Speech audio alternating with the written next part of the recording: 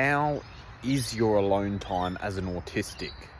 Do you have effective alone time? And how can you change your alone time to be more effective? Anyway, let's get straight into the video. Get to know me personally with my one-on-one coaching. First call is absolutely free. Check the link out in the description. So, the thing about being alone is that you need to make sure that you're having effective alone time. If you're alone and you're not having effective alone time, well then what's the point of being alone at all? So let me just give you an example of ineffective alone time. Maybe you're overthinking. Maybe you're acting stressed out. Maybe you're not being grateful for what you have. So you need to find a way to flip that and change that, because even though you have alone time, even though you feel like I need to wind down, or I need to save energy, or I need to relax, well, are you actually relaxing? Are you actually charging your social battery or your general battery? So maybe you're tired, you're fatigued, and you want to charge up.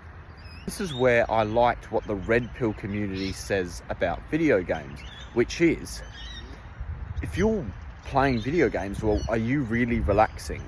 If you're playing video games, are you really winding down? Are you really disconnecting? What was that? If that were the case, and your brain does relax during video games, then that wouldn't contradict the studies that have been done with the brain scans of like how active the brain is during video games and when you're playing it.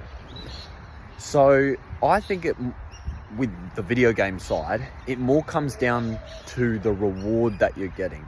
It comes down to you're getting a great big reward for doing not much work. So then it's easier to get a dopamine hit from video games, for example.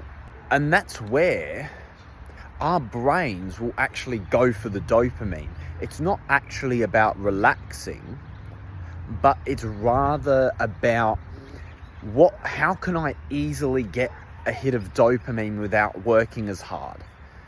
So we think and we feel like within ourselves, oh, that feels good to us because of the dopamine hit. But that doesn't mean you're actually genuinely relaxing. That doesn't mean scrolling on Instagram, you're actually genuinely relaxing. And that's what I've found, because even I still get sucked in. I scroll. I make the mistake. Oh, I shouldn't have done that. I shouldn't have been scrolling. I've got things in place to make sure I don't scroll as much as I used to, but I can still get caught out. So everyone makes mistakes. Everyone's gonna want that dopamine hit. And it's so easily accessible now. It's so easily accessible in this day and age to just scroll on social media, to play video games, to get a quick hit of dopamine in any sort of way.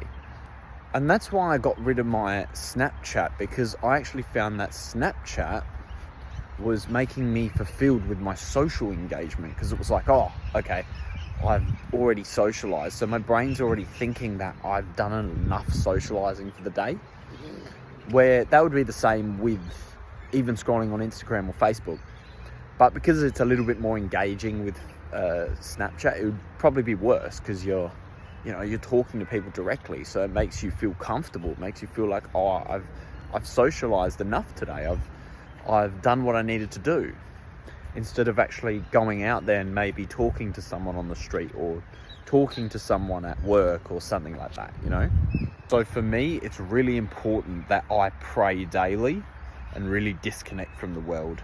So I'll go over there and do like maybe an hour, depending on the day, maybe half hour. I'll sit there and just pray to God and just not think about anything else. Don't let anything else infiltrate my mind during that session. Don't let negative thoughts infiltrate my time with God.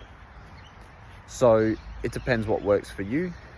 I used to do meditation also, but I've changed from that because I pray to God now, and meditation is a bit more to do with yourself.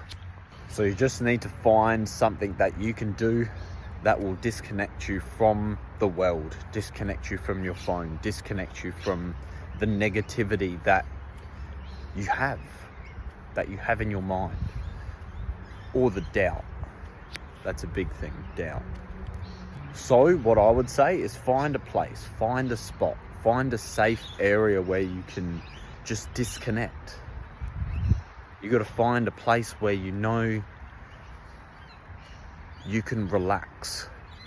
Might not be at home, it might be out in your local park, it might be in your home, it might be just somewhere else in your home. I don't know, could be anywhere. Could be your local library, could be your local shopping centre, but anything that works for you. So I think that's the end of this video. Like and subscribe to watch more educational content about autism and how to be an independent young man on the autism spectrum. Anyway, thank you.